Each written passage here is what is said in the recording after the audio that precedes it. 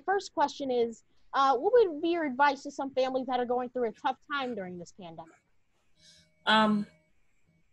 That take it seriously, take it seriously, because you don't get a do-over. You don't, especially if you have children, you can't second guess this if you have children and put their health at risk. Because if you get it wrong, it could be life-threatening, life-changing for everyone involved. So take it seriously and take the necessary precautions to keep the family safe and quarantined as much as possible, which can be challenging since school is out and kids are home.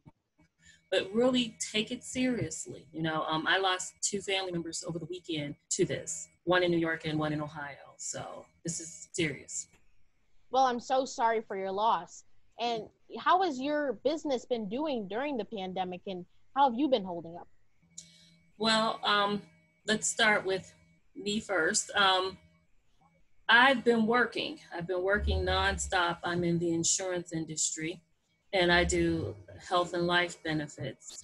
And as a result, I'm constantly working into the long hours. And with the quarantine, I'm pretty much of a homebody, and I don't go out a whole lot and get outside. I don't feel like I'm missing anything. My main concern was, just having the kids and my grandkids safe, because they were taken out of school, and just help. I've been really helping family members more than anything that are still working, because I have some family members that are essential workers. So since I work from home 100%, I've been that one that's been filling in. And as far as my business, it's somewhat busier, but a lot of people are uncertain on what they need and what they should do. So with that in mind, I've been using this opportunity to reach out on social media to educate people about the opportunities in regards to health and life insurance, if they have it, if they need it, and answering some really challenging questions for them. Because a lot of people get their benefits from their employers. So what role does your business play during this pandemic, and how have you fitting into the pandemic, and what were some of the tasks that you've been completing? Well, I've been having to do a lot of Zoom meetings, a lot of video chats, and a lot of just altering, but also I've been finding that my contribution has been more on the helping to educate people and look at alternative ways of doing business, when people can't do business traditionally. Because even in the midst of this, you have people who are turning 65 who normally I may have sat down with face-to-face and showed them some information. Now we're trying to get them up to speed on using technology to do the Zoom meetings for their Medicare appointments, and just really trying to find another way to provide a resource and educational information. So that's how it's been impacting me the most. So you mentioned education. How important is education during a pandemic? Education is crucial. What I've been finding when people are reaching out to me on the social media or calling, that they don't understand their benefits. They don't know what they have. They don't know what they need. And so as a result, a lot of people, when they're laid off, they may lose their benefits. And so or if they're working part-time, they may only get, they may not be, if they're not full-time, they may not be eligible for their benefits. So most of my clientele has been traumatically impacted financially or in some kind of way. And it's scary for them because you're in the middle of a medical crisis, and this is not the time to be without your health or your life insurance.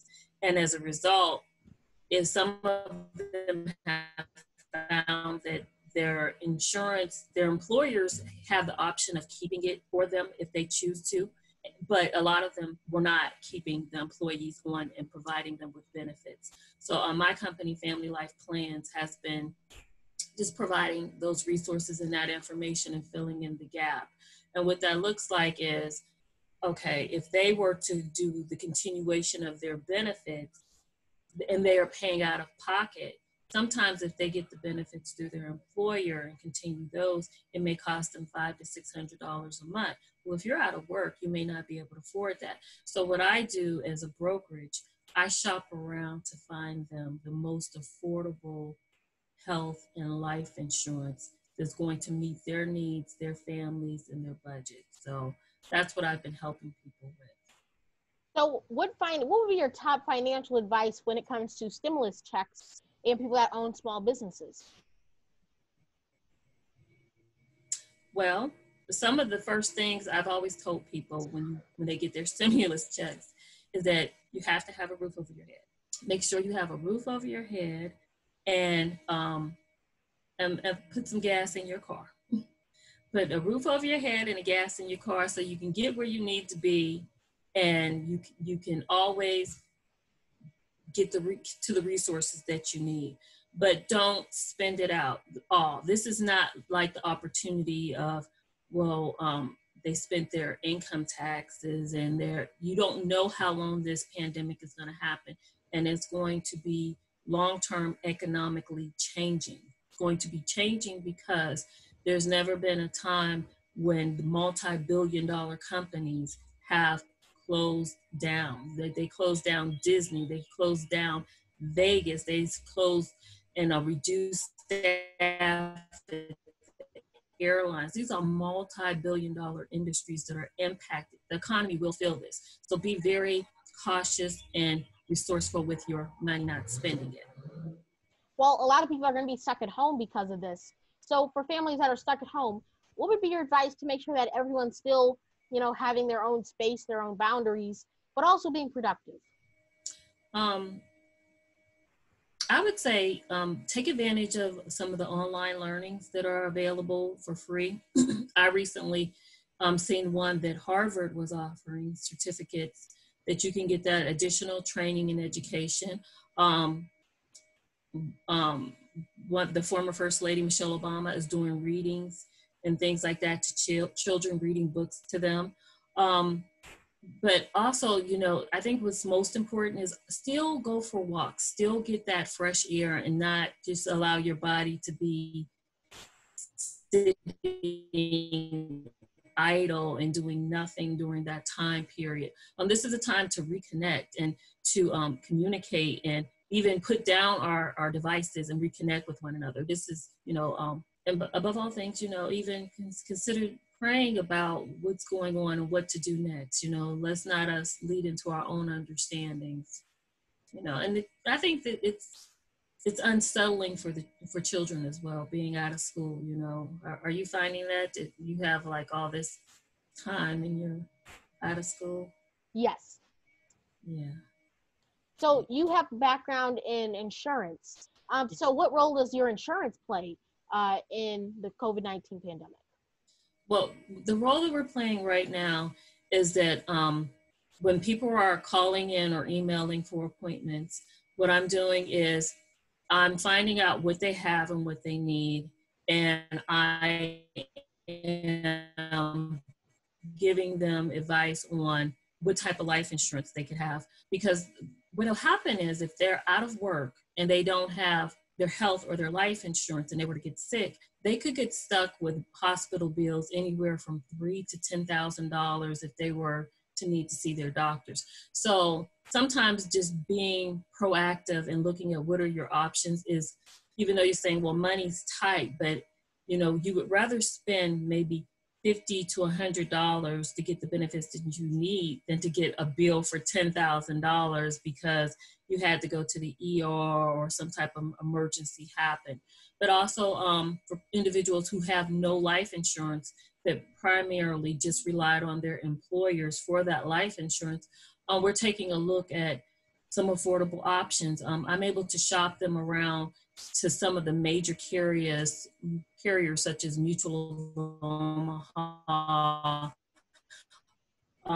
Gerber, National Life Group, and get them some competitive rates so that they can have this insurance. And this is something they can keep even after the pandemic is over.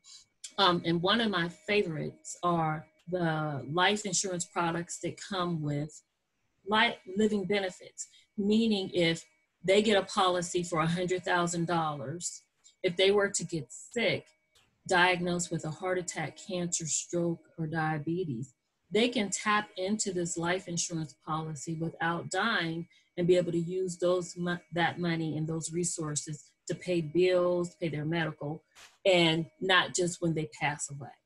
So that's something that I'm really encouraging customers and people who are calling in to take a look at. So you mentioned some of the different options that people have. So can you go more into detail as to what options are available? Okay, so what options are available? Right now, because of the pandemic, typically a lot of insurance companies like for you to have a physical, but because of this, they're waiving a lot of the medical exams. So meaning they're not looking for you to do, the blood and urine and testing and things like that. So what's happening now is that we're able to write the policy. And when I'm writing the policy for them, after they've selected the one that's a good fit for them, they can actually sign it via their email, which is very nice. So they don't have to come in. And so they're able to look over the policy, read it, sign it via email, and then they can also receive their policies by email as well. And like I said, it all depends on their individual needs. Like I was able to find one gentleman a $500,000 policy for like $45. But it also had all of the health and medical emergencies that he needed. Then it was another family. The lady, she had 5 children. So she wanted to have a policy where it included her children. So what I did for her is I wrote her a $250,000 policy, and she was able to add all 5 of her children on that policy for $12, and not for $12 a piece, but for $12 for all of them. So for the $250,000 and $10,000 for each kid, it cost her roughly $53. So the policies are affordable, and the health and life insurance companies are making it easier for them to get the policies and the insurance that they need, the coverage they need. So what technology has made this all possible, from working from home with signing documents to finding new policies? Zoom has made it popular, DocuSign, the emails, social media has been made it possible just, to create that word of mouth and to educate the people on what's available. But yeah, that's been pretty much what we've been sticking to. Occasionally, if I'm going in and I'm speaking with another group, I may co-host on another talk like I'm doing with you. They may do Webinar Jam. That's a popular one. Skype, so all of those are good technology options as far as, reaching out and communicating, and also allowing them to ask all the questions that they want to make sure it's a good fit. So it's helped a lot. So to recap, what are your top points for everyone to take note of during the pandemic? That check and find out if you still have if you're not working, check and find out if you still have your health and life insurance in place.